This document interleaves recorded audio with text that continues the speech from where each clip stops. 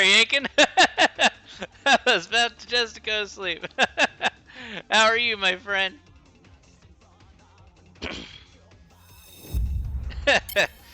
You doing good? You doing good, Aiken? I'm doing fantastic, my friend. Absolutely fantastic. 3 a.m. Holy smokes, man. Yeah, that's pretty late where you're at. You got work tomorrow? You gotta wake up at 8? Oof. Oof, bro. Preseason's this weekend, I think, right? Is hashtag preseason this weekend? I have to check their schedule again. They're playing, Yes! Ooh! Ooh, this is gonna be good. 10 games in preseason. Wow, that's right. Their schedule is so packed. Yeah, I saw Toby's on Love Island. Did you see the members video on YouTube? He did Spen did an interview with Toby.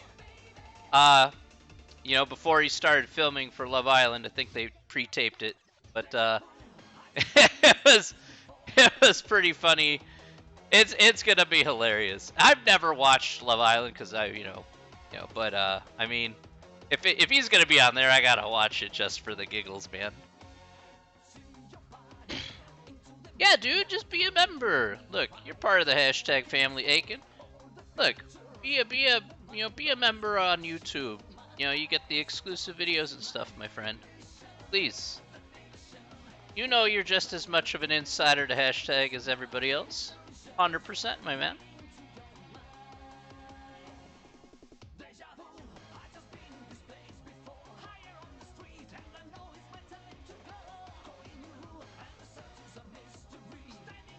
I mean, it's important. I'm just saying.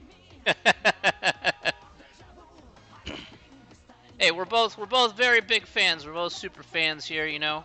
Gotta represent.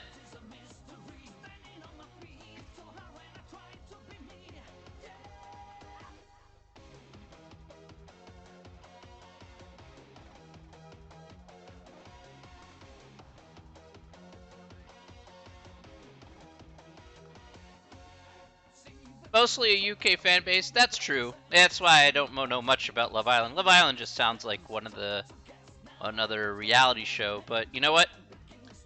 Hey, we got a personal vested interest in a TV show that we never knew existed until now. You can hope that Toby goes far.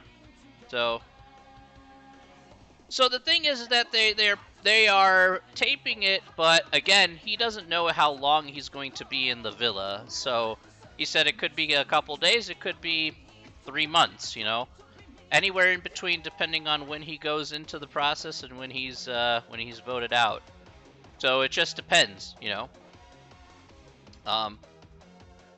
So we don't know, and he doesn't know, we don't know, nobody knows really. So just depends how long he actually stays on the show. And then yeah,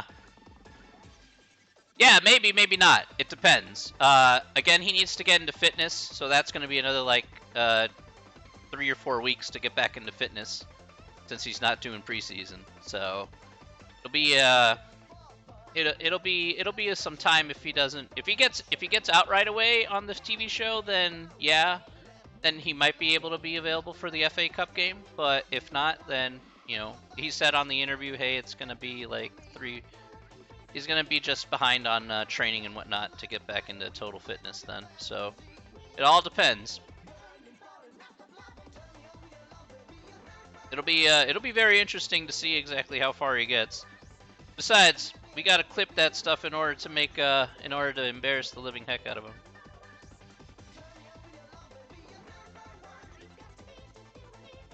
Let's see.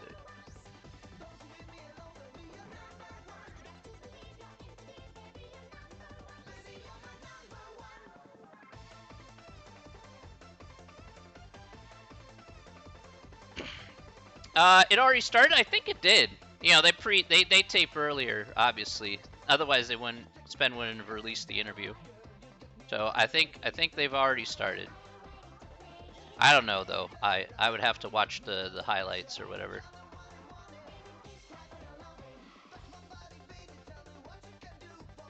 But whatever the results are, then pretty much right after that, if he gets voted out or whatever, then however the system works, then I think he'll make his way back.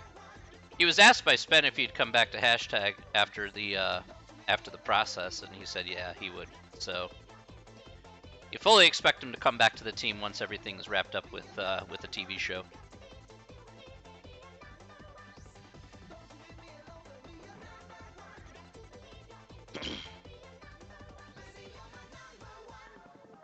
Hey, Li Wen, how are you doing? I hope you're fantastic today, Li Wen. I'm doing great. I'm doing wonderful. How are you tonight? Hopefully you're doing very well. Hope so. I'm just sitting and chilling, having a nice time.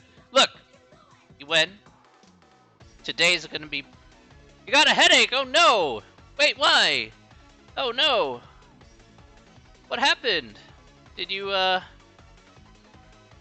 you just gotta... Did you wake up in a rough mood today?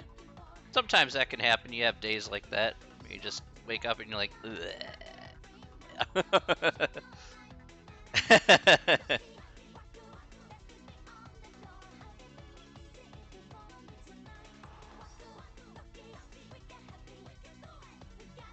all right, my friend Aiken. Hey man, you have yourself a good night. Okay, get some rest. All right.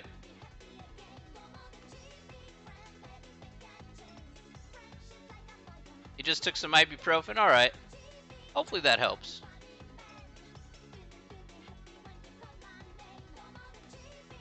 I sometimes get some headaches if I'm staring at the screen too long or something. It's like, oh no.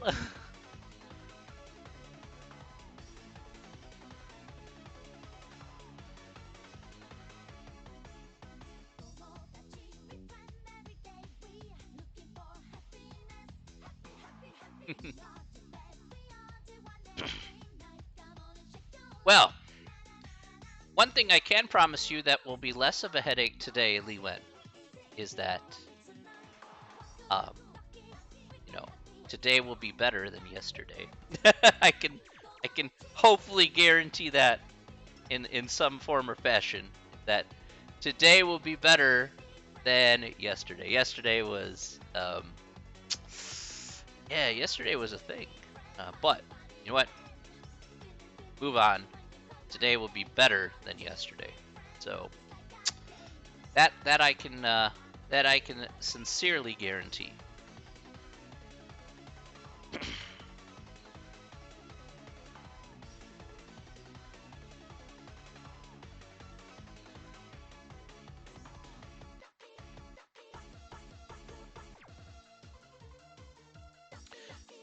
All right, so we're just waiting for people to come on by, and then we'll go ahead and get started.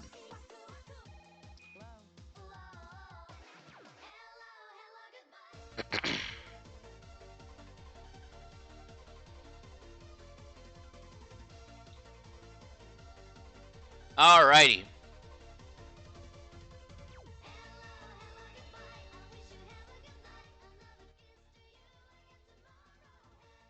Like I said, I'm gonna roll with it here.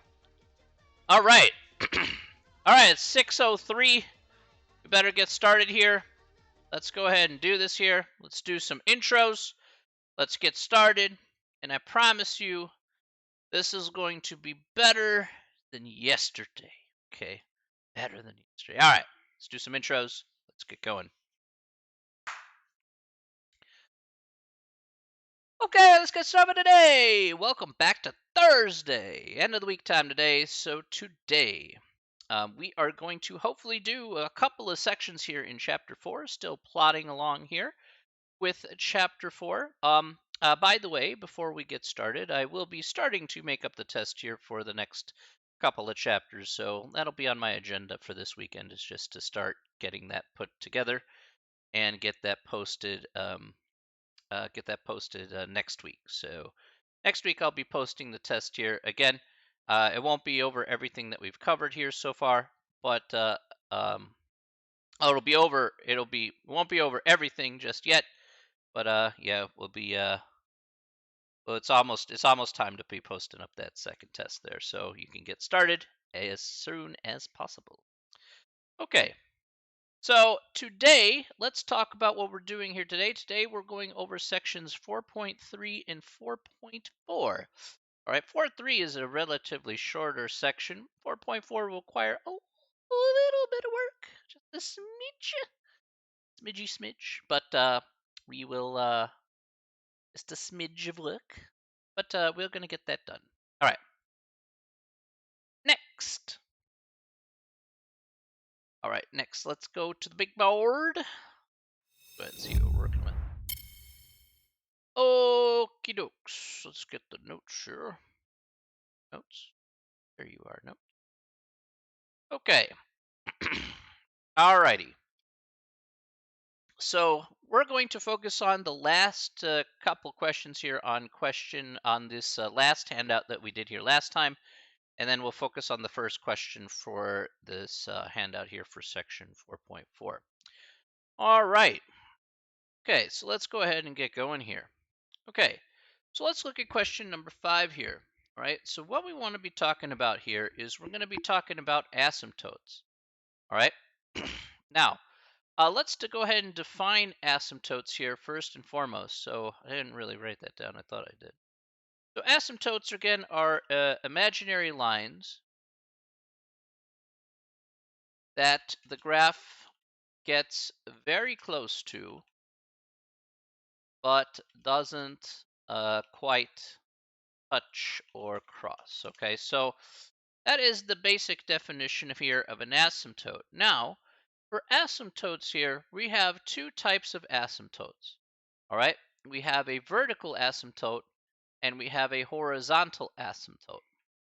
All right, and so we're going to find both types of asymptotes here, all right, in order for us to go ahead and take a look at how a graph can behave around certain points. Okay, so how do we find vertical asymptotes? That's the first one you see here. So for vertical asymptotes, in order for us to solve for vertical asymptotes, we just set the denominator of any function, if there is a denominator that is, equal to 0 and solve for x, okay? Or, again, values for x that make that non-existent. So I guess I can add that here, or values for x that make the graph not exist.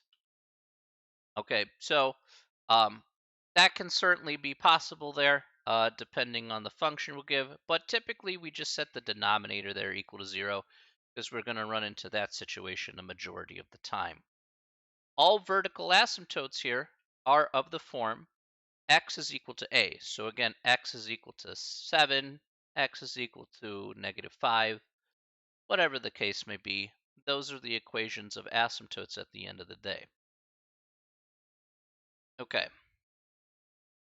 Now, there's also going to be horizontal asymptotes. Okay, so I'm just going to separate this out here. So for horizontal asymptotes, we're going to have two cases. Now, I do want to ask a question here for the class at the very least, because I do have a specific question here, and I'm not sure if I went over it or not, but I want to be sure that I did go over it maybe. So let me ask it right now. Um, did I talk about degree of functions? Did I talk about that before or not? Because maybe I'm confusing it with my first class, but I want to be sure that if I talked about degree, um, then do you guys know? Did I talk about degree of a function or degree of a yeah, degree of a function?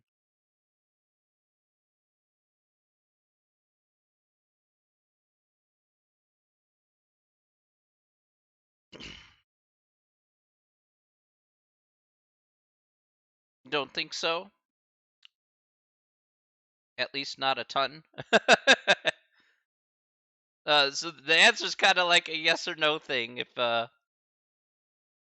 didn't talk about it, then I'm no, I guess not. Okay. Well, I'm gonna need to then do one definition here. I kind of thought I did because maybe I was confusing with my first class where I did talk about it, and I'm like, okay, I thought I talked about it here instead. All right. In any case, well, let's talk about degree here first. So degree basically talks about is essentially the highest power of the highest power in any term of the uh, of the function. Okay. So essentially, that's what degree means. It's the highest power in any term of the function. So that's essentially what we're looking for here when we talk about degree. I'll talk about it when we look at an example here to know what degree actually is, because we're going to separate a function into two parts and look at each part here. We're going to look at the numerator, we'll look at the denominator, and determine the degrees of each if it's, say, a rational function. So let's talk about the cases though. So let's say we have case number one. If the degree of the numerator is less than the degree of the denominator, in this case we only have a horizontal asymptote at y is equal to 0. The second case here is if the degree of the numerator equals the degree of the denominator, then the horizontal asymptote will be the leading coefficients of both the numerator and denominator divided by each other. Okay, so by itself, it looks a little confusing because we haven't talked about it at length here yet. But I think when we actually do actual examples, it'll make a whole lot more sense. Okay, so this time, I got it. All right. So let's take a good look here at this. Hopefully you have the notes here. We're gonna reference back to this. But let's at least talk about vertical and horizontal asymptotes here and find out. Actually, let me out here for a second. Get them on multiple pages. There we go. All right. As for sketching the curve of a graph, we're going to kind of ignore that for right now. So I'm going to talk about it here, of course, but we'll ignore this question here, number 6, which is the last question. So you'll see why here when we do the actual sample problems.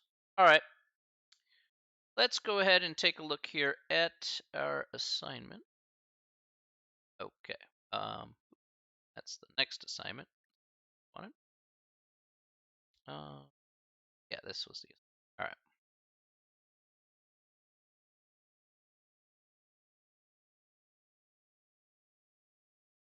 Okay. So first and foremost here, let's answer some questions just based on visualization. Okay, so let's just visualize the horizontal and vertical asymptotes. Okay, so this one here is just taking a look at a graph and determining horizontal and vertical asymptotes. All right, so taking a look at this graph here, let's talk about where we see a vertical or horizontal asymptote. Let's start with vertical asymptotes. Where do we see a vertical asymptote in this graph? What is the vertical asymptote in this graph?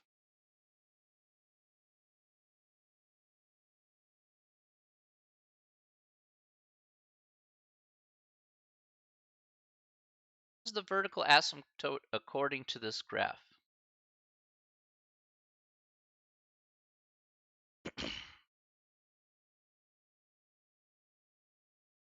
Anybody tell me here?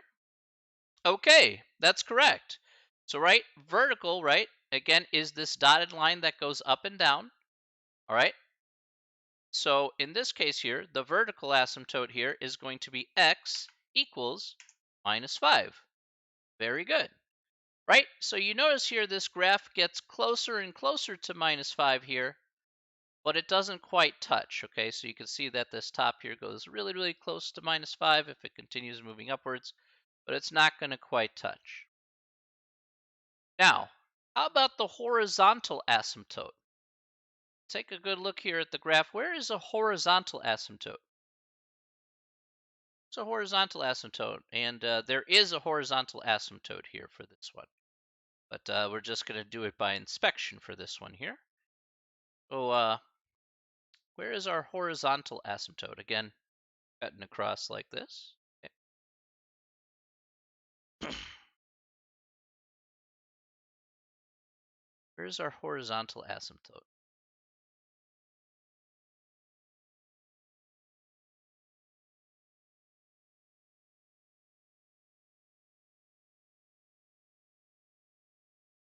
is the horizontal asymptote here?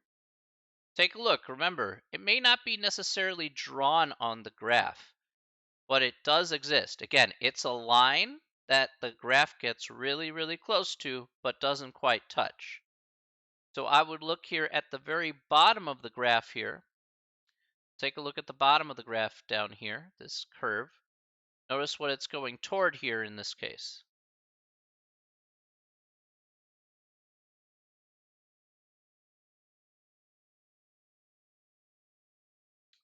What would that be? Remember that it would be 0. That's right. So again, y is equal to 0. Again, a horizontal line. That would be a horizontal asymptote here for this particular function.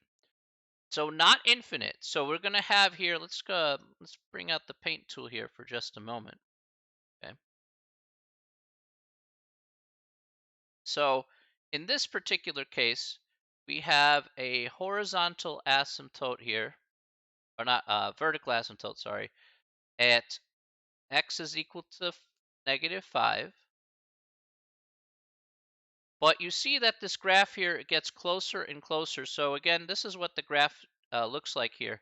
This graph is getting closer and closer to y is equal to 0. So there exists a horizontal asymptote here.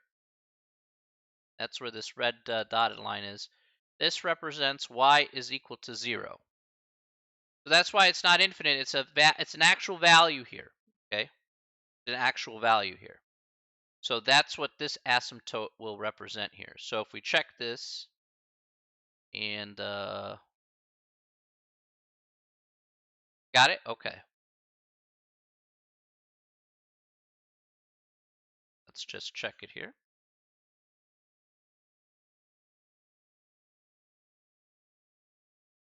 And we got it. Okay, so that's the correct answer. Okay. All right, let's try one more. This time you guys tell me. Let's look at the vertical asymptote here for this graph. Where's the vertical asymptote for this graph?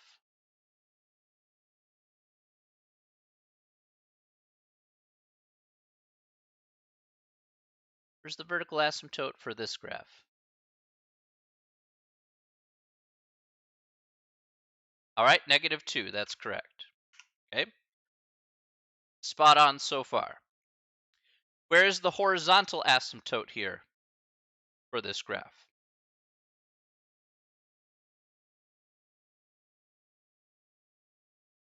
Okay.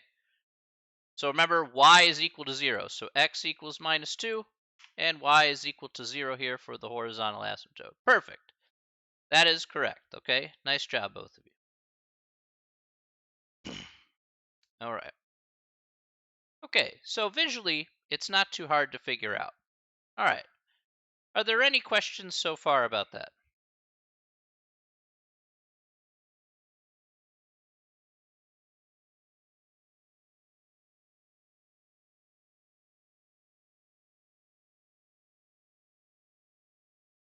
Okay. Seems fair.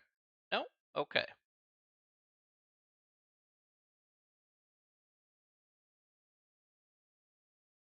All right. So let's move on here to the next one. All right. So this time now we have equations we got to work with. All right. So here we have to find the horizontal and vertical asymptotes of the graph of the function here. Need not sketch the graph. If the answer doesn't exist, enter do not exist. Okay. Seems all right.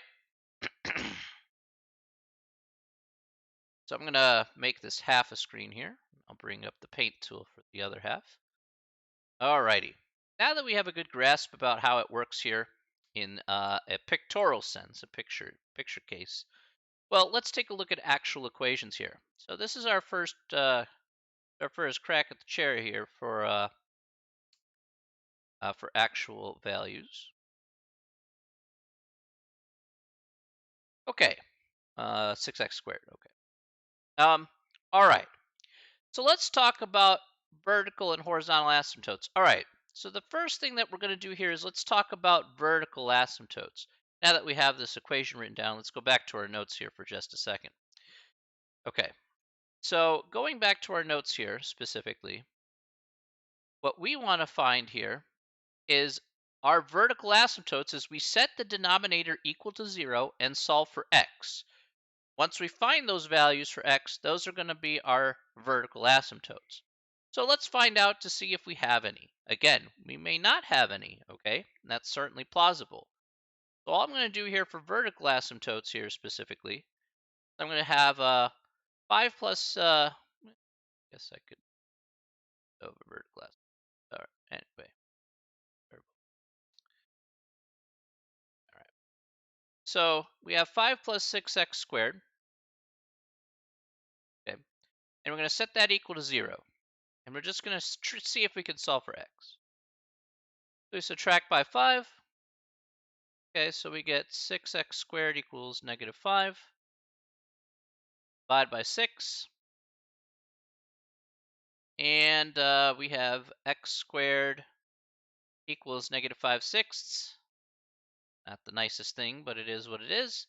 Take the square root, and well, unfortunately for us here, -5/6, you cannot take the square root of a negative number unless we're dealing with complex numbers, but we're not. So in this case here, this is not possible. So in this case here, there are no vertical asymptotes. Okay.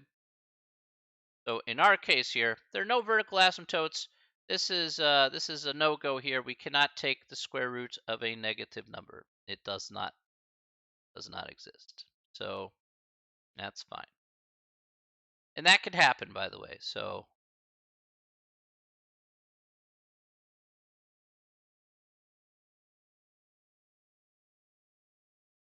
okay. All right. So hopefully you saw at least how we would just approach it. Of just take that denominator just to set it equal 0. In this case, we didn't find any results due to the fact of taking the square root of a negative number.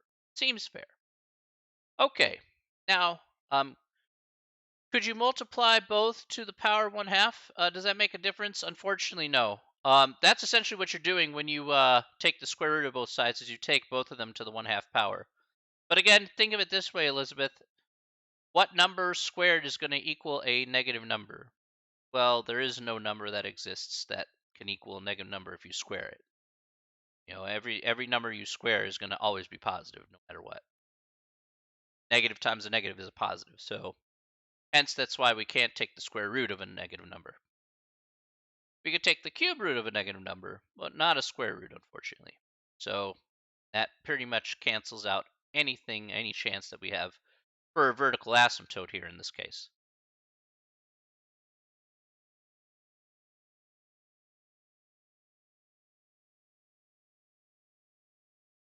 So it's just the concept itself that we are looking at here.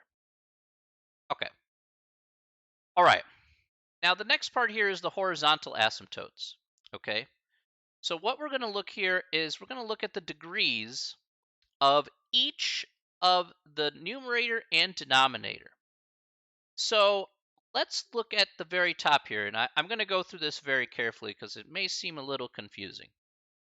Okay, now I'm actually going to start at the bottom here because then in the numerator will make a little bit more sense. So let's look at the degree here for the denominator. So the degree here for the denominator, remember the degree is the highest power in any term of the function. So the highest power, what's the highest power in 5 plus 6x squared? What's the highest power in that case? Can anybody tell me what is the highest power? Just looking at the bottom part here, it's the highest power that you see between each term of 5 plus 6x squared. 2. Okay, that's correctly, Wen. That's right. So our degree here is 2, okay, for the denominator. Okay, because again, the highest power in one of those terms was 2. Fair enough. Let's look at the degree for the top, the numerator. What is the degree of the numerator? Now this one here can be a little tough, but what is the degree of the numerator? What's the highest power for x that you see in the numerator here?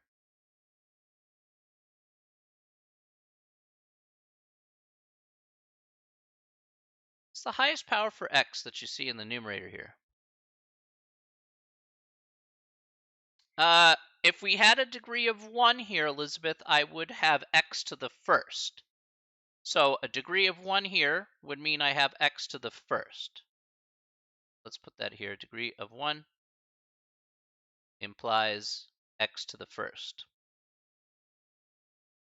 That's right.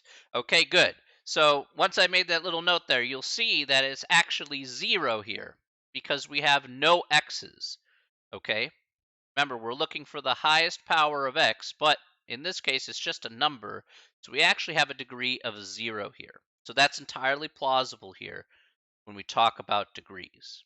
All right, so I wanted to make that crystal clear about where we're coming up with that part. So the degree of the numerator is 0. The degree of the denominator is 2. So we just fall underneath one of these two cases. So we do have an x to the degree of 0, yes. The reason why is because technically this is true. Let me explain. So let me go ahead and explain why we have a degree of 0 here. One of the exponent rules that you can talk about is acknowledging x to the 0 power. So we could say if I have 5x to the 0 power, x to the 0 power, anything to the 0 power, no matter what number it is, it could even be 0, is automatically equal to 1. Okay? So anything can be represented as 5 times, anything can be multiplied by 1, and you could rewrite it as x to the 0 power. Hence why a degree still exists. Obviously, it is a little strange, but it does use that little rule of exponents that we see from time to time. So I wanted to explain why that looks a little weird, but it does exist.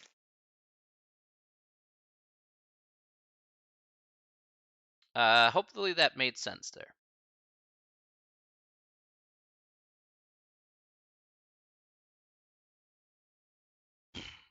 Okay. So that's why we have this 0 here. All right. Okay. Now, more importantly here, let's take a look at what we have here. In this case, we have case number 1. The degree of the numerator is less than the degree of the denominator. So because the degree of the numerator, so since this is the degree of the numerator, so the degree of the numerator, again, which is 0, is less than the degree of the denominator, we automatically have a horizontal asymptote at y is equal to 0.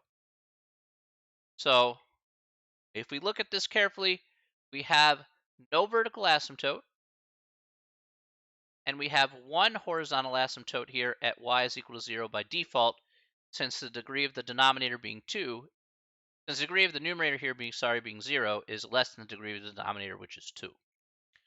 So if we put that in, let's go back to our question here.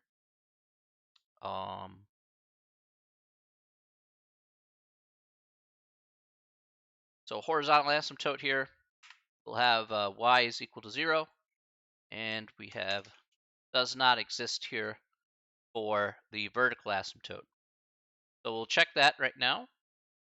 And let's take a gander.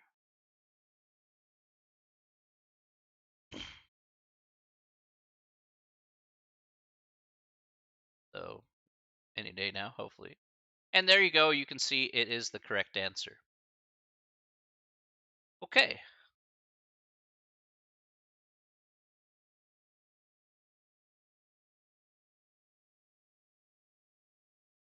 All right. Any questions about that so far? Hopefully that isn't too bad.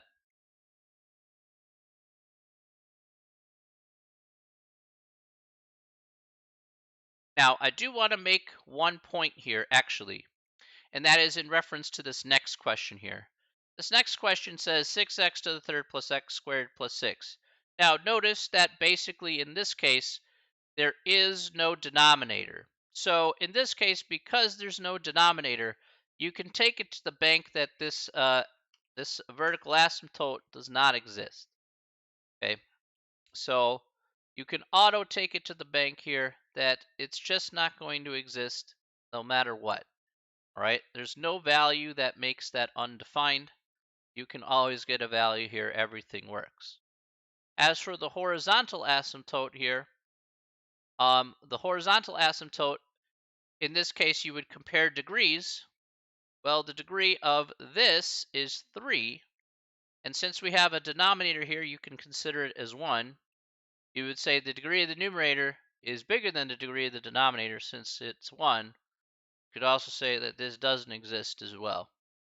So horizontal asymptote doesn't exist.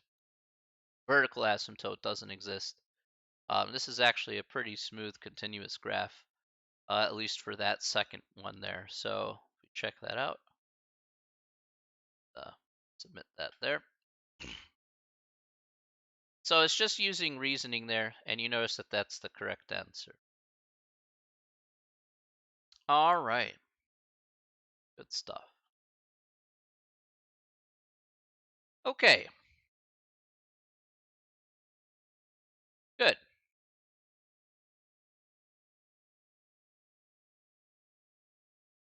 Alrighty. I'm going to need to make this smaller. We can see our choices here. Let me try, actually, need to do that.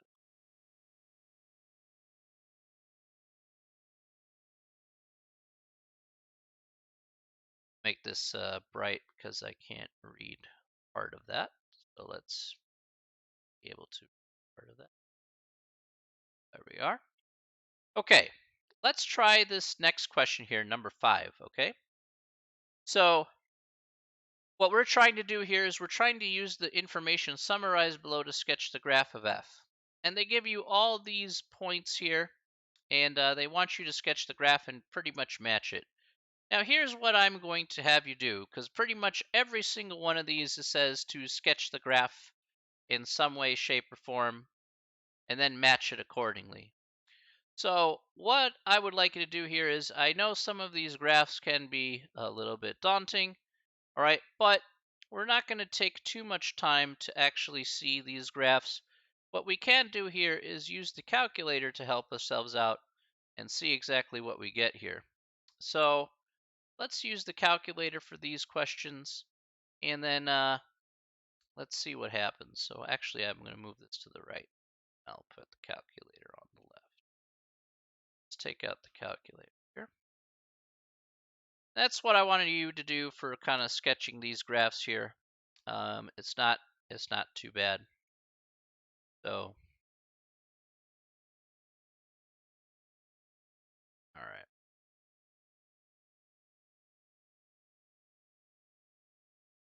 So in this case here, let's put in the graph here. If we're going to enter in this graph here appropriately into the calculator, we're going to hit the y equals key.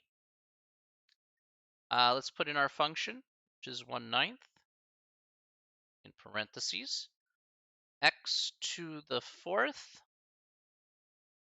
minus 4x to the 3rd. Okay, so I have it put in just like so. And then I'm just going to hit graph and see what we get here. Oh, let me, if you have your graph that doesn't look right like I have here on the screen, let's go ahead and at least reset the zoom here. So maybe we get a better look. So let's hit zoom fit. And we're going to get a pretty good showing here. Okay, so we have a graph here that looks just like so. Maybe we can go to zoom standard here to maybe get a better look. There we go. That looks a lot better. All right. I think you can agree that looks a lot better. Okay, so you guys tell me which one of these graphs match what we see here on the screen. Is it the first one, the second one, the third one, or the fourth one? So I guess first, second, third, or fourth. Which one of these graphs match what we see here on our calculator?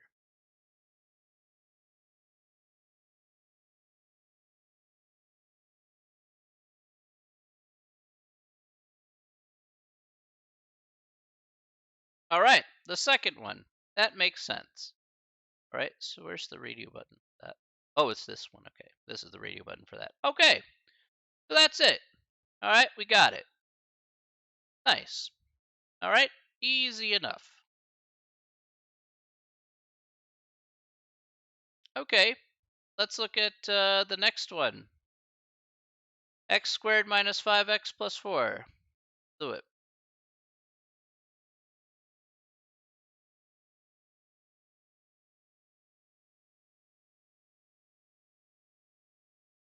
Let's hit graph on that once we have it in. And there it is. So we pick the first graph, the second graph, the third graph, or the fourth graph.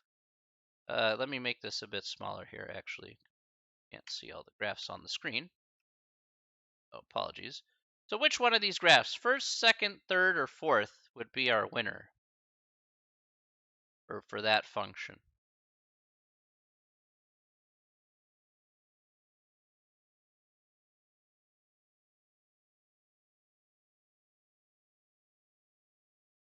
Yeah, the first graph. Sounds good. That's right. Okay.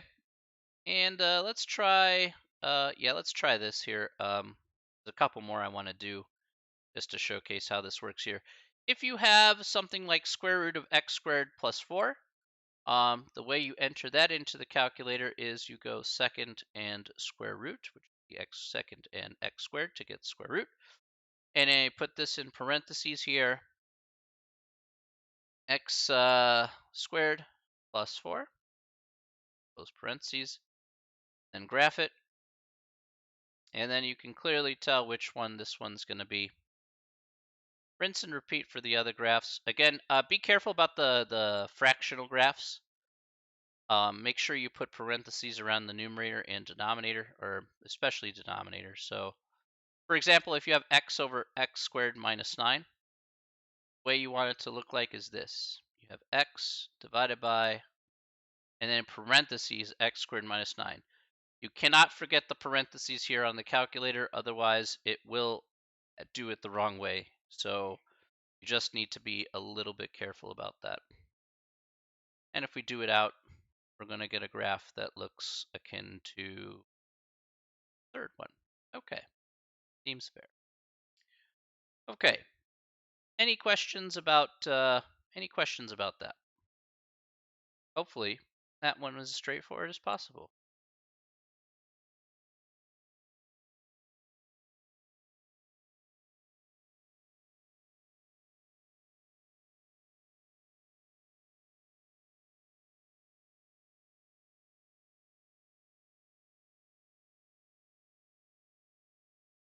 You're probably wondering this is the easiest thing ever. At least I hope so anyway. This is much easier than yesterday. I'd be like, yes, yes it is. Hooray!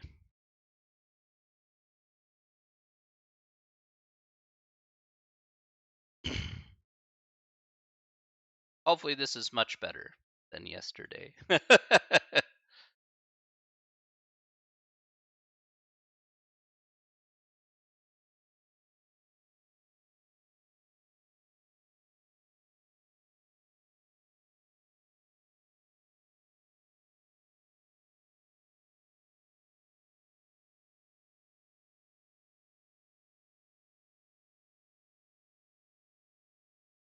All right. Good stuff. Okay. So let's move forward here. Just waiting for people. I don't know if you have questions or not, so sorry for the pause. Okay. So that is the end here of section 4.3. That's all we're doing for that section. Okay. Let's move forward here to the next section.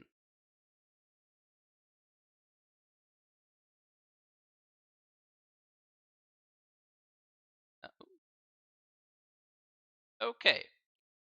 So we're only going to answer one question here from this first section. So we're going to boom, boom, get a couple sections pretty quick out of the way, hopefully.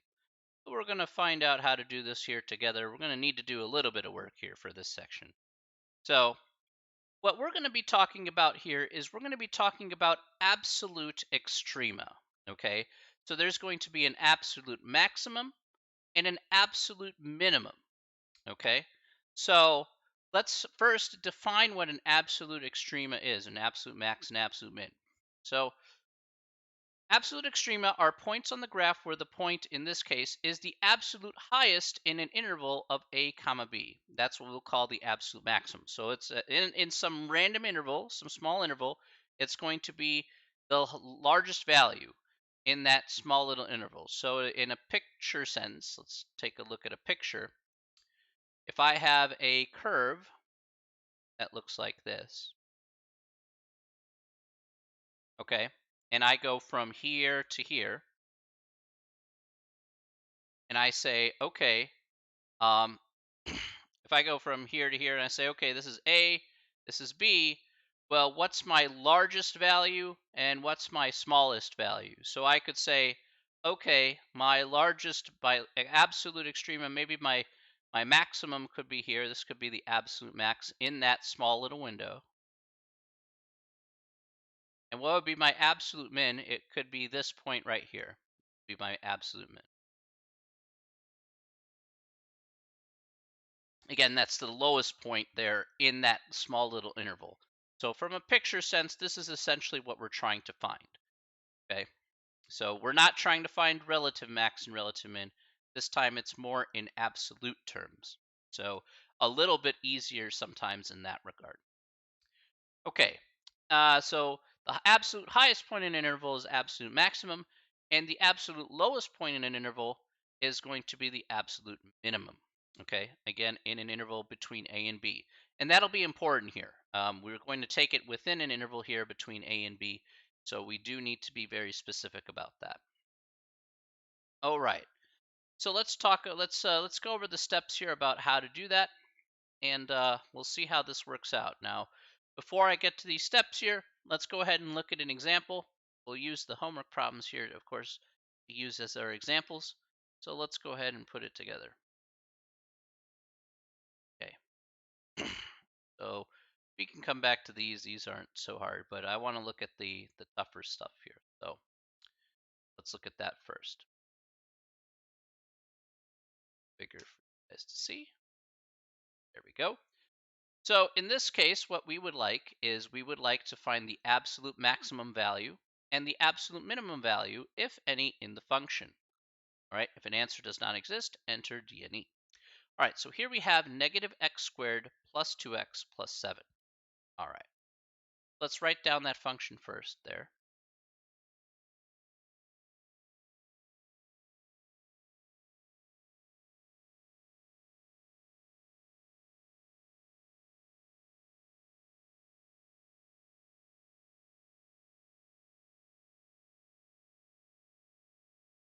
Okay, so let's go over the steps here carefully, and we're going to find out how to find our absolute max and absolute min.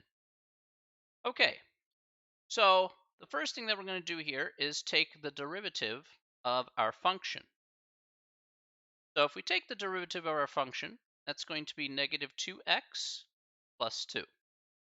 Okay, so that's what we have here for this. Let me make sure about the numbers here. I think it was okay. It was 2x. Okay, just had to be sure.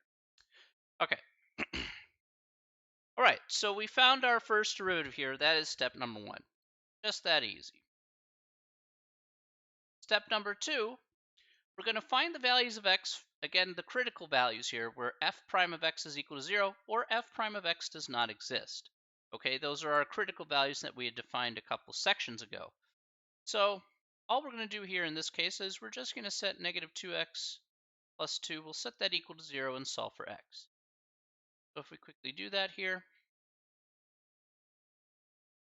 minus 2x equals negative 2, divided by negative 2. So here we get x is equal to 1. Okay, so that's fine, right? So we found 1 here is going to be our guy. All right. Now I need to look at this problem here one time. Okay. I think, yeah. Okay. And I don't think we're good. Okay. Right. All right. Good. Just to be on the safe side here. Okay. Now, normally in this case here, there is one thing about this case compared to the other case. Now, in this case here, we would have an interval that we want to test over here. But if you take a look at this particular example, there is no interval that they actually give us here. They just kind of give us a function and say, find the absolute maximum value. So because we don't have a beginning part of our interval or the end part of our interval, we are not going to actually take the endpoints of the interval here in this case. So I will make a little note for this here at the very least. So note, if no interval given, only use values found in step 2. So that's again, that can happen if you're not given an interval here. That's if you're not given an interval. So we're forced here in this case to only use values. Again, negative infinity, positive infinity don't count as actual values. They're just again not actually physical values. So okay, so we're only going to use x is equal to 1 here, at least for this instance. So the real question is, what do we do with x is equal to 1? Well, let's take a look here at this particular problem. We're going to take the values we found in step 2 and the endpoints on the interval, of which we don't have any in this case, and plug it back into the original function. So the original function. Okay, so we're going to take f of 1 here. That's essentially what we're going to be doing. And we're just going to see what value that we get here for this particular function. Here we get negative 1 squared plus 2 times 1 plus 7. Okay. Now, here we get negative 1 plus 2 plus 7. So here we get 9 minus 1 is 8. All right. And so in this case here for step 4, the absolute max value is the highest number we find in step 3. And the absolute minimum will be the smallest number you find in step 3. Now, if you run into a case like this where you only have one number and you're trying to say, well, how do I know it's an absolute max or an absolute min? How do I know that? Because I only have one number. So I can't really make a good comparison since I don't actually have two numbers of which to look at. Well, that's fair to say. So I'm going to add one more note to this actually when we run into a case like this, but it's not very hard. Note, look at the graph, determine if absolute max or min. Okay, so that's essentially what we're going to be doing is we're just going to be looking at the graph here to determine if it's an absolute maximum or an absolute minimum at that particular point. Let's take a gander at the calculator and let's enter in the function here in the calculator. All right, and then see what we get. So take negative x squared plus 2x plus 7. Oh, whoops. No. Okay, hang on a second. Sorry. Let me try that again. That was ugly. All right, negative x squared plus 2x. All right. So let's take a look at the graph. And as you can see here, according to this graph, at the point 1 comma 8, we have an absolute maximum. In this case, it's the very highest point on the graph. Okay, so I do want to point out one thing here. This is going to be an absolute max, as we can clearly see here on the picture.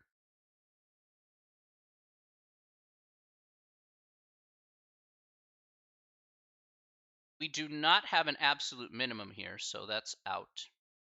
But I do want to point out one thing here. It does say find the absolute maximum value here, right, and the absolute minimum value. Okay, so if we want the maximum value here, we're going to have it at, I think, I could be wrong about this. So correct me if I'm wrong. I think they want 8 for this. And minimum, there is no minimum value here. unless they want the x value here. So I'm just going to take a check here to see if they want the x value or they actually want the y value here. So, oh, they do want the y value here.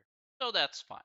All right, so they got the absolute max here is at y is equal to 8, and the minimum value does not exist at that point. Okay, so that's how we can go ahead and do that. Are there any questions about that so far?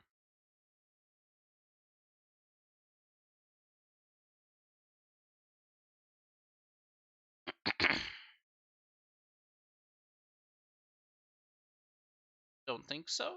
Okay, great. All right.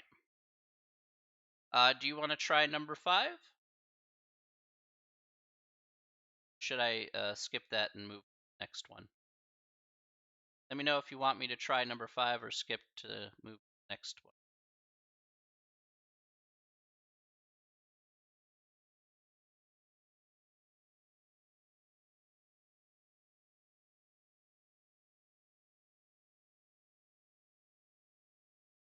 Do 5? Okay. Let's go ahead and do number 5 then. We'll do it again. This time, though, again, we're not given, just understand, make sure you have these in your notes here. Again, if you're not given any, we're not given a interval here to work over. The next example after this will have an interval for sure. But in this case, we're not given an interval. Right? So here we have, again, let's go ahead and this out here. So we have x over 81 plus x squared. Fine. That's fair. Oh, plus x.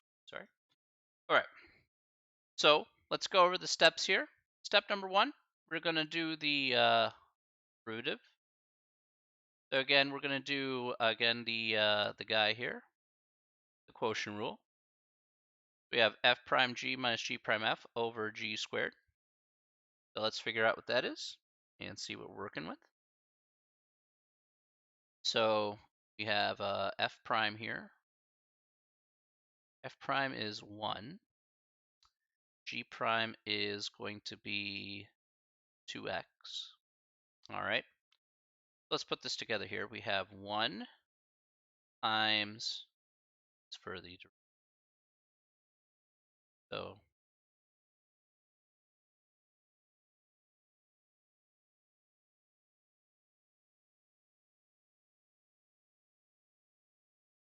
so 1 times the g here, so 81 plus x squared. All right, that's fine. Minus, and then g prime is 2x times x. Okay. All over 81 plus x squared, quantity squared. All right. Okay, so far so good. Let's see.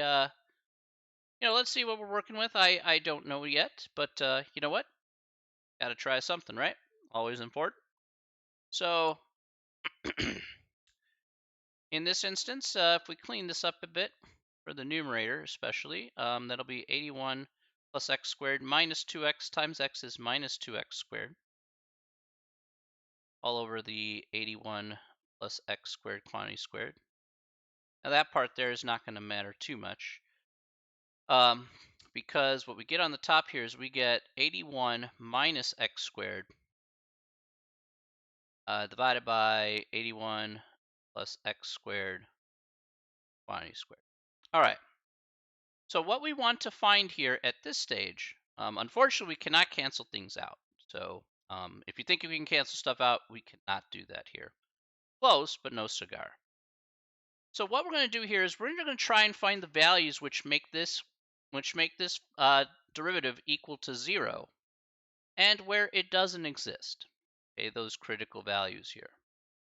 Now it turns out this actually turns out to be easier than you think it is.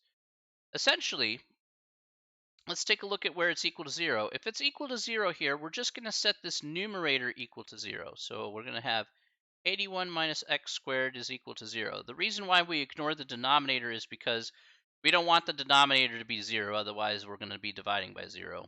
That's pretty bad. So We ignore the denominator here. The only thing that matters is if we can make the numerator here equal to 0. And you could wipe out the denominator in order to figure that out. So here we can go ahead. We can actually add by x squared. It'll actually make things a bit easier. So here we get 81 is equal to x squared. We take the square root of both sides. All right. What value do we get for x here, by the way? What is x going to equal, by the way, for this problem? Square root of 81?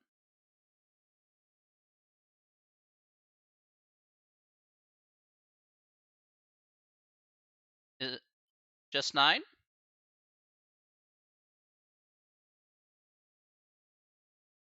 So only 9?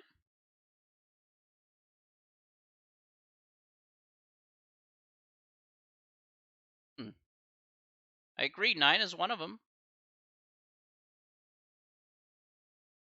Ah, yes. So plus or minus is in play for this, 100%. All right. So plus or minus is definitely in play. All right. So 9 and minus 9 here. All right.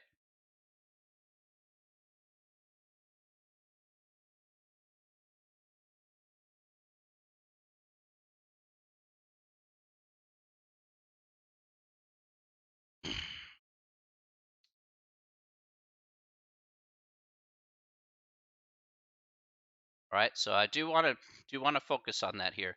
Yeah. So it's actually both answers, not just the one.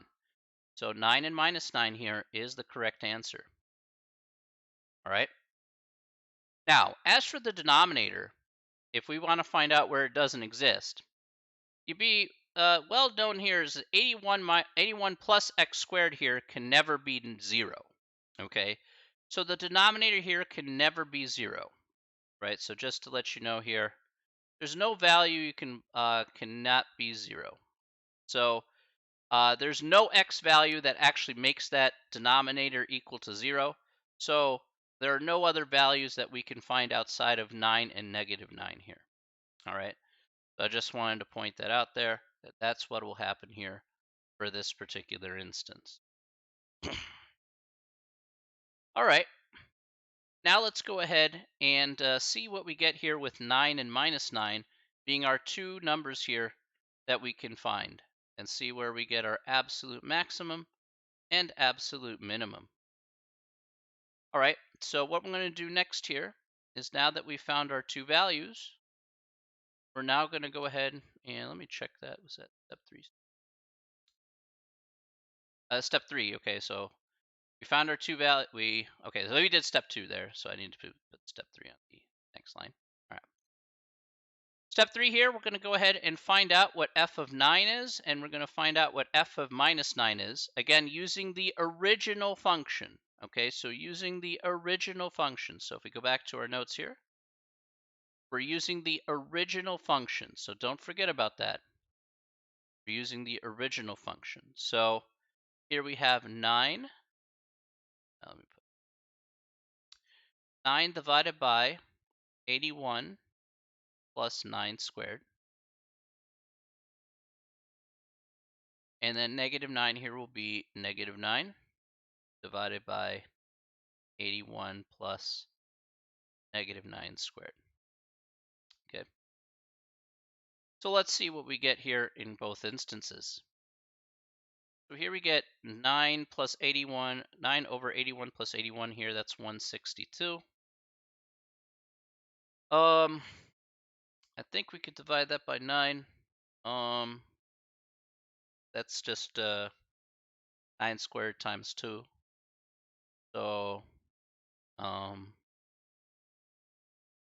that should be 18, so 1 over 18. Yeah, that's correct.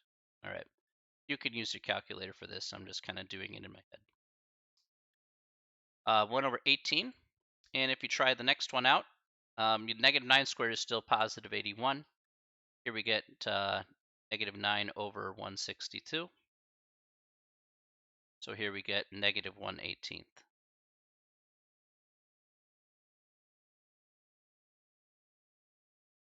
All right.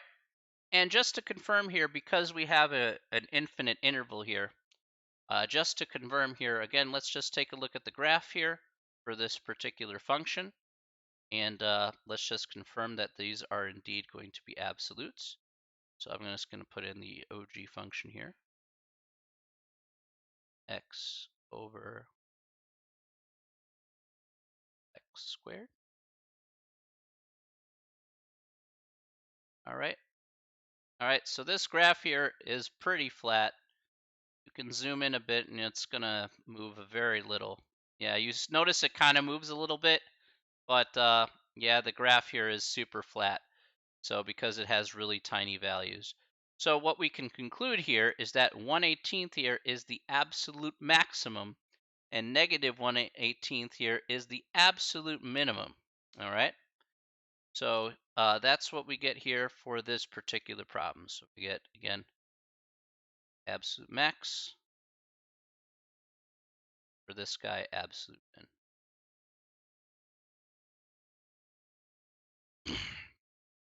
So let's try it on our guy here. All right. So the max here is 1/18.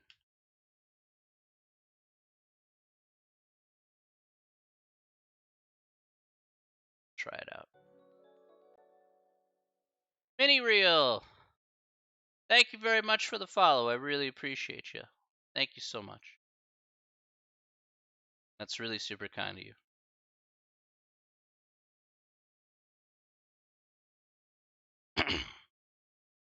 All right, so if we check it out here, notice that we got the right answer for that.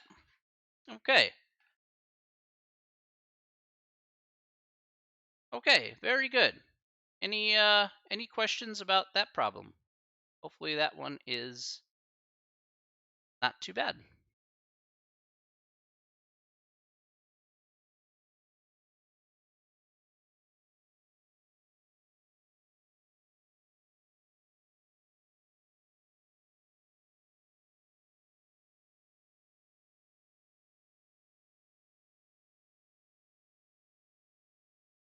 Okay. Um, so let me ask a question here. Would you guys like to take a break, or do you guys want to keep going? There's not much more to go. So I'm just going to point it out there. There's not a whole ton to go, but if you want to take a break because you guys said you wanted to in the past, that's fine. Otherwise, there's not too many examples to go, and we can end off a bit early here today. But I'll leave it up to you. What would you like to do?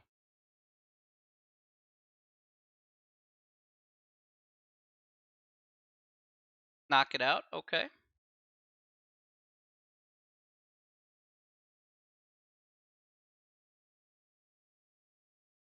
I will hear from some. I say that's fair. I'll hear from some other opinions. See if others keep going. Okay. Okay. So we'll keep going here. That's fine. We'll keep going here, and we should be able to, as Nick has appropriately said, we'll just knock it out, and we should be just fine. All right, so I'm going to have you guys pick the next one here. Your choice between 6, 7, and 8. Your choice between 6, 7, and 8 that you see here on the screen.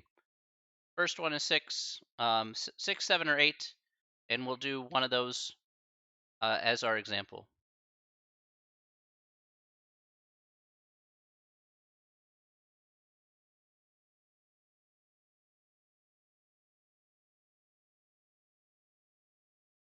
Which one would you like to do next? Number 6, number 7, or number 8? Number 8? Number 8 it is. Okay, you guys win. All right, let's do it.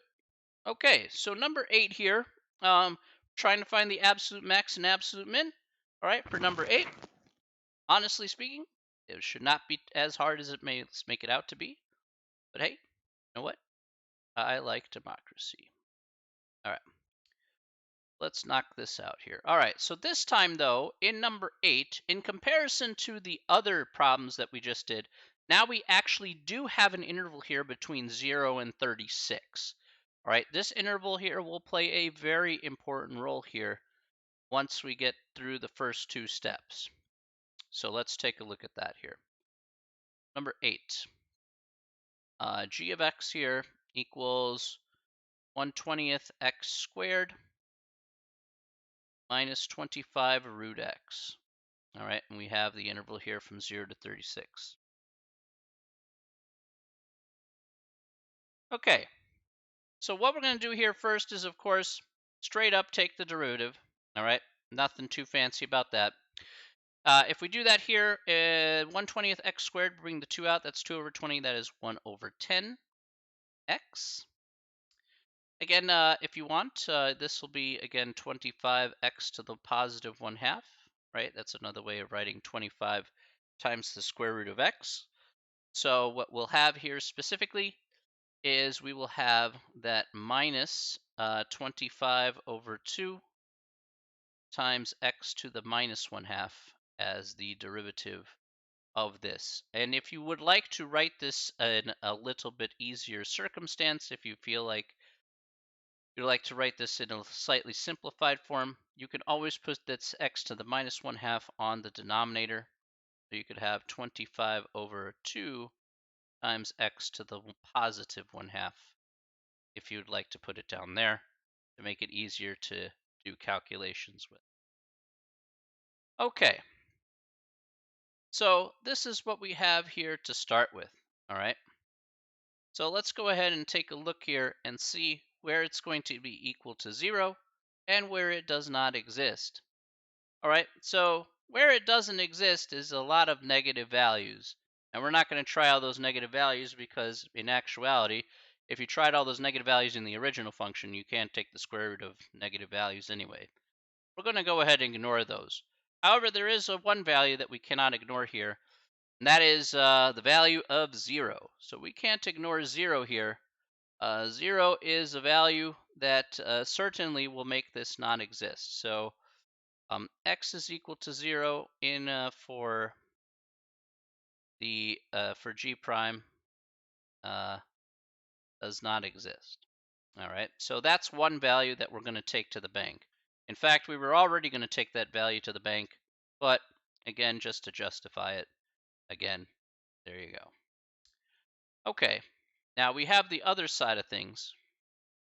We have 1/10 x minus 25 over 2x to the 1/2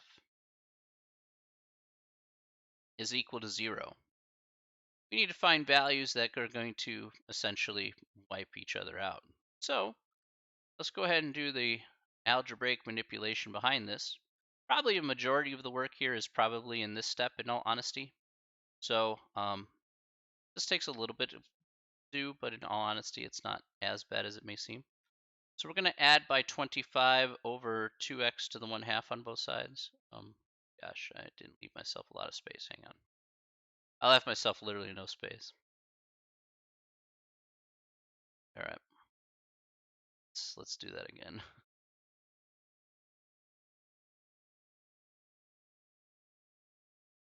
Okay, so here we have 1/10 x. I wonder if maybe I can do that technically. Yeah, that actually will work here in this case. I'm going to rewrite 1/10 x. I'm going to rewrite that as x over 10. That's the same thing here. There is a reason why I'm going to do this here. So I'll rewrite it as x over 10 equals 25 over x to the 1/2. Now what I can do here is I can essentially cross multiply here. So I can multiply x to the 1/2 here. I can multiply the 25 times 10. So I can get away with this. Here I have x to the x times x. Okay, so just really quick here. X times x to the 1/2. This is x to the first. So again, by exponent rules, you take 1 plus a half. And so here you get x to the 3/2. Okay. So here you take x to the 3/2. Now, all right. So just showing you how we get that in this case. and that's going to equal 250.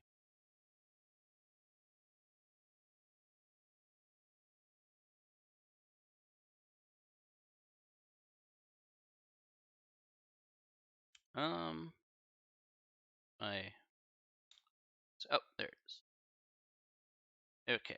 Now this one here, admittingly, probably a calculator is pretty helpful for this. I'm just gonna verify that here in this instance. Okay, so what is that gonna be? It's gonna be pretty ugly. Um,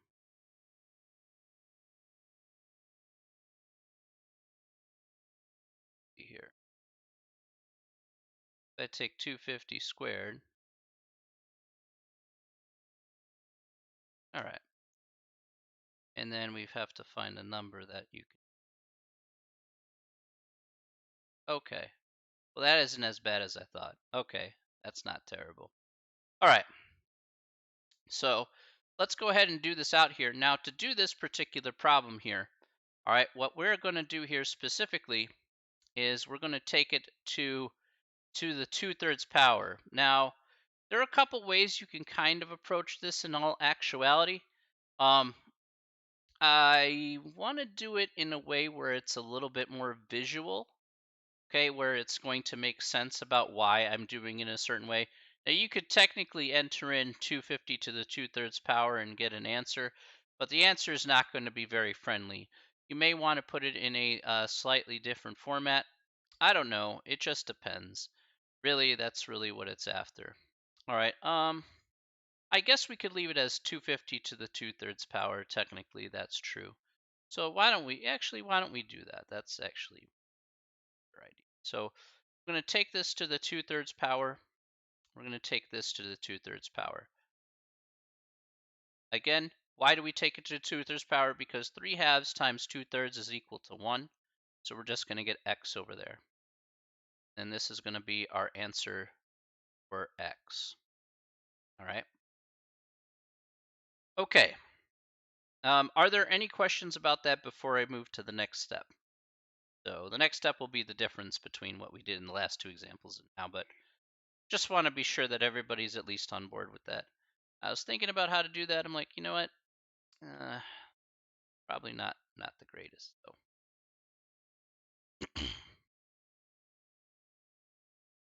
Any questions before we move on?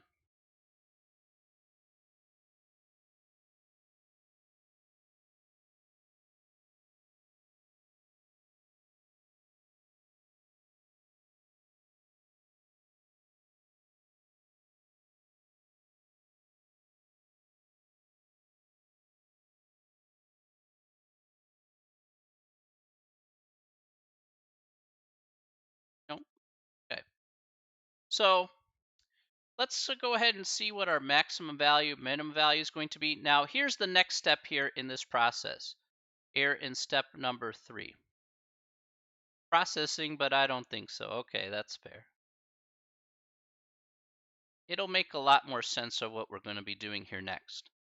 Now, in step number 3, let's go back to our handout here for just a moment. We're going to take the values you found in step 2 and the endpoints of the interval. Now, we already justified x is equal to 0, but we're going to have 3 values that we need to test over. So those 3 values here are going to be those 3 values here are going to be 0, 36, and 250 to the 2/3 power. Okay, so we're going to try again. Let's write down those 3 values here once again. We're going to try x is equal to 0 because that's an endpoint of the interval and justified from the last part. 36 because that's an endpoint of the interval from 0 to 36 in the original. And we're going to try 250 to the 2/3 power as well. As a number we're going to plug into the original function. All right. Now, there are several ways to approach this. You're probably looking at this and probably saying, wow, this is pretty ugly. I said, yeah, but you can use a calculator of which to help yourself out with this one, in all honesty. So I'll show you how to do it kind of in a nice little shortcut method if you'd like. And then we'll take a look at the answers here um, in these cases if we can. So, all right. Just hoping that I can get a. All right. Okay. Let's take a look at the function here. All right. So here we have. Oh, need our original function. Let me do that first. 1/20th x squared minus 25 root. Okay.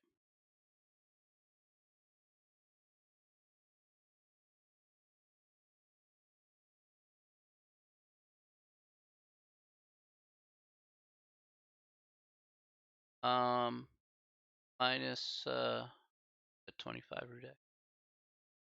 Yeah, 20.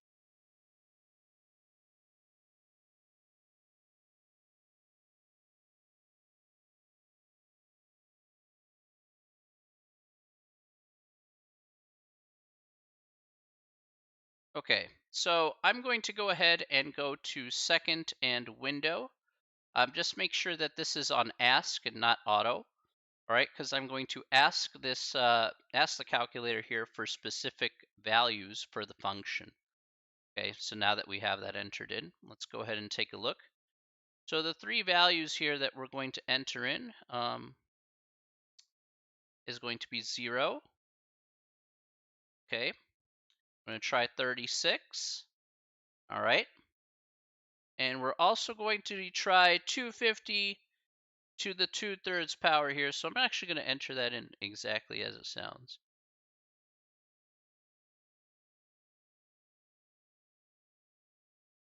All right. Okay, so we tried that out. Let's take a look here in this instance. So here we got 0 is 0. All right. 36 netted us negative 85.2. And we tried 250 to the 2/3 power there. And we got minus 78.75. Okay, well, it's going to be too bad, so sad for 250. Unfortunately, that didn't really work out the way we wanted it to. That's not the lowest value we technically get. Even though we did find it, it is what it is. So let's write that down right now. Maybe more of a sigh of relief, I suppose. Otherwise, there'd be work to do. So we have our absolute max here at 0. And we have our absolute min here at negative 85.2. Okay, for x equal 36. So let's go ahead and give it a try in our problem here. Maximum is 0. Minimum here is negative 85. Let's test it out.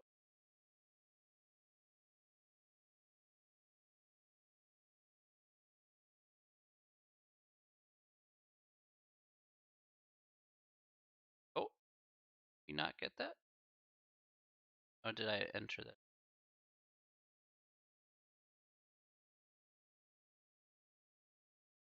All right, so the max is 0 there.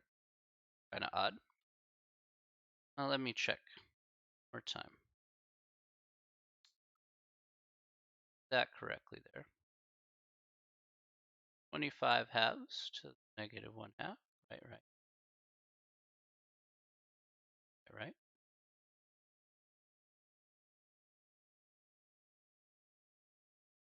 Oh, I see what I did there. Oh, okay. I did make a mistake. This one's on me again, but this mistake can be easily corrected. I should have picked that up, but I missed that. So let me do this part here. It's not 250 to the 2/3, unfortunately. That one is on me, but it was just one little error. So thought we had the final answer there, but not quite, unfortunately. Fortunately, though, like I said, this one here can be correctable. This one is not as bad as yesterday. All right. So in this case, I forgot that was what I accidentally did is this should have been 2. I forgot the extra 2 there. So what I have is I should have x over 10. Yeah, that was the part that I accidentally mixed up there. So it should have been x over 10 equals 25 over 2x to the 1/2. So what I should have had here is 2x to the 3/2 equals 250. And then I would divide by 2 here specifically. All right, now I actually have the value here. So actually this is a lot more doable because of the number that'll come up here. So we get x to the 3/2 equals 125. Now the same process still occurs. So you're still going to take this to the 2/3 power. That part is true. But if you take 125 to the 2/3 power, that actually comes out to be a nice number. So we go ahead and do that here. I'll come back to that. We take 125 to the 2/3 power here, and actually will be a very doable number. That'll actually be 25. All right. All right. So the last number here should not be 250 to the 2/3 because I forgot that too. That should actually just be straight up 25. Should be a lot better. Okay.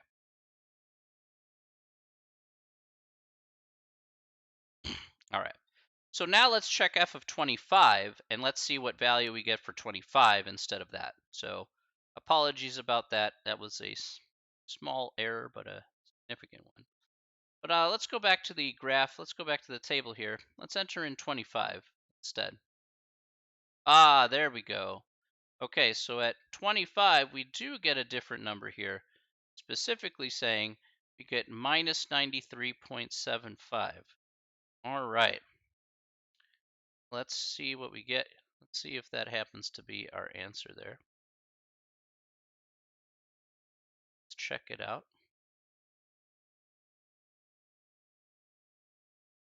All right. Let's check it out on our guy here.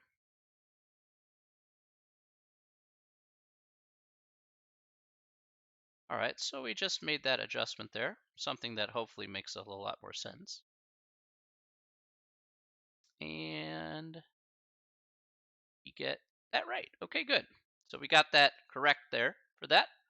I forgot that extra 2, and that extra 2 actually made it significantly easier as opposed to what we did here first. But fortunately, we corrected that mistake rather quickly. So, okay. Are there any questions about that particular problem? Does everybody see how we got pretty much how we used the endpoints of the interval of 0 and 36, and we got 25 to work out there, and we tested all of them in the original function, and we got our maximum minimum values. So I guess this should be our absolute minimum here.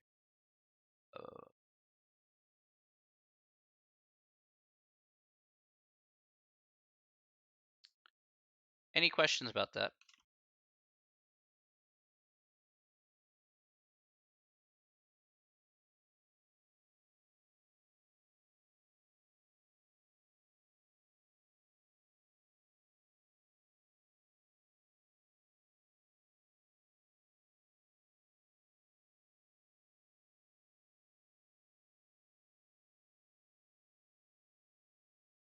Sorry for mixing that one up, but hopefully I've made up for it now.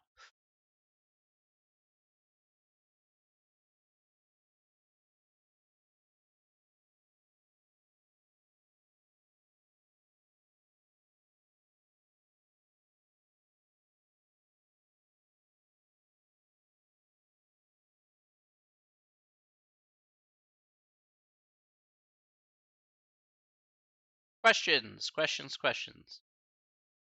Nope.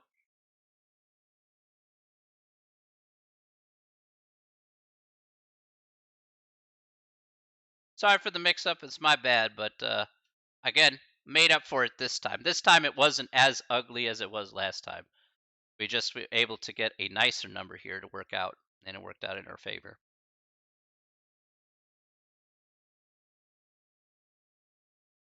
Okay. All right, so I'm going to do one more problem here, and then we're going to call it a day. All right. It's as simple as that. Now, each one of these here is just basically an absolute max or min type of problem here. in this case, maximizing profits or the like. So let's take a look here at this first one, number 9. So it says apartment complex has 102 bedroom units. Okay. The monthly profit in dollars realized from renting out X apartment units is given from the following function. So they give you the profit function here. To maximize the monthly rental profit, how many units should be rented out? What is the maximum monthly profit in dollars realizable? Okay, so there is one important part here in this particular question that we do need to discuss. If you take a look at the very first part here, it says this apartment complex has 102 bedroom units. So, because it has 100 units, what we are going to look over is the specific interval from 0 to 100. So do be careful about that, so that way you know that there's going to be a minimum and there's going to be a maximum here. Okay, even if like this one says 0 to 4, this one says each case consisting of 24 bottles, for example. Okay, so you get the general gist here about how this can work. All right, so it's not too hard, but it's again, just have to be a little bit careful. All right, now we're given a p of x here is equal to negative 10x squared plus 1620x minus 44,000.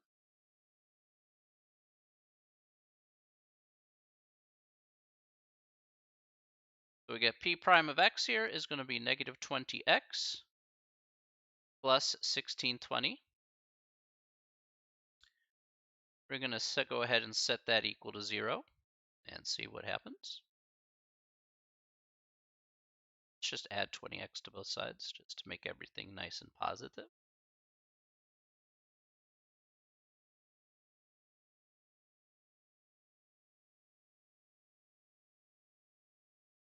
Divide by 20. And let's go ahead and do that on the calculator there. 1620 divided by 20 here. Get 81. So we get 81 here is equal to x. Okay. So we got 81 here makes it 0. So that's going to be the first, that's going to be one of the numbers that we're going to use in the next step. Don't forget, we also are going to use our two values here in our interval of 0 and 100 as well. And we're just going to test each one of those three values and see what we get. So what we have here is we're going to try x is equal to 0, 100, which are the endpoints, and 81, which we found in the last one.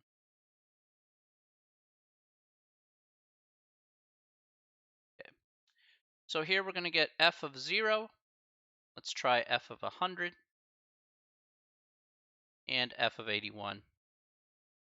Let's take a gander which one of these is going to be at our maximum profit. Remember, we want a maximum profit here, so we want our absolute maximum.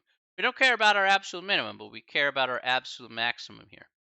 So again, you can use the calculator for this once again. You can plug in this function here into the y equals and see what we get. We have negative 10x squared plus 1620x minus 44,000. Just going to go to a table here. So second and graph to go to our table. Let's enter in our values here. Well, we got 0, so I guess we're good there. That's going to be negative 44,000. Probably not our winner, but hey. Let's enter in 100. Oh, 100. All right, so 100 will net us a profit of 18,000 if we rent all 100 units. And then 81. And in 81 here will net us a profit of $21,610.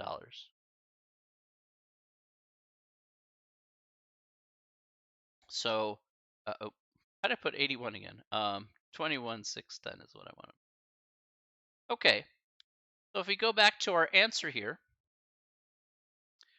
to maximize the monthly rental profit, how many units must be rented out? Well, that's where the absolute maximum occurs. So we're going to put 81 units. And what's our maximum monthly profit? $21,610. And we'll check it out and see if we got it.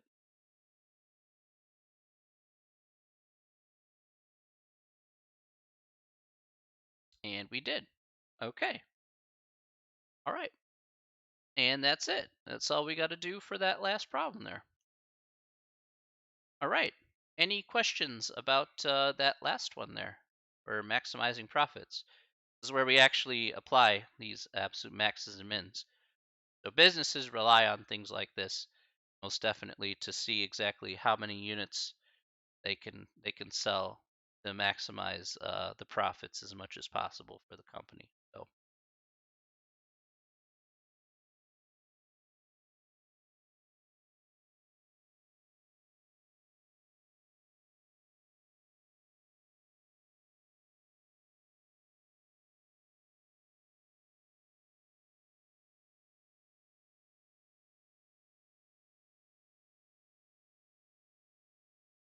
all right. Okay. Any questions? Any questions at all? Let me ask you, despite that one small mistake I made, was today a little bit better than yesterday? I hope so. I hope today was better than yesterday. You guys gotta, let me know. Was today better than yesterday? Hopefully, it was easier to follow along than yesterday. Yep. Okay. Good. I know I made a small little mistake there with the 2/3 there, but hey, made made up for it. It wasn't too bad. We just went back and changed it. We found 25. It's actually a bit better, so very happy with that. If today was good, okay, good. Very happy to hear that. Happy that we can wash away the disaster that was yesterday, and we can rinse ourselves clean, get to business, and get these things knocked out. All right. So that'll take care of it for today, everybody. That'll take care of it today, everybody. I want to thank everybody who came out here to the stream once again. Um, um, all of you are absolutely fantastic people. Thank you so very much for coming on out here. You guys are just absolutely wonderful people. Thank you so very much. Thanks for putting up with me. I really appreciate it, and glad we could get off. We could get off the end of the week here to a very good ending. So very positive vibes indeed. Again, I'll be working this weekend here to making up that next test, so that'll be what's on the agenda for me this weekend. But in the meantime, however, continue to work on the homework. Hopefully, now that we're doing example problems from the homework, hopefully it'll be a heck of a lot more manageable. So it won't be super crazy. I promise you that. All right, everybody. Thanks very much again. Everyone, have a wonderful weekend. You guys know exactly where to find me. I'll be on Discord, or you can email me, whatever the case may be. Thanks again, everybody. And as always, to all of you, stay safe, stay healthy, but most importantly, stay sane. All right? Have yourself a wonderful weekend, everyone. And we will see you again on Monday. Same time, same place, everybody. See you next week? Absolutely, Liwen. Absolutely. All right. Take care, everybody. Have a great one. All right. We'll see you later, everybody. All right. Bye.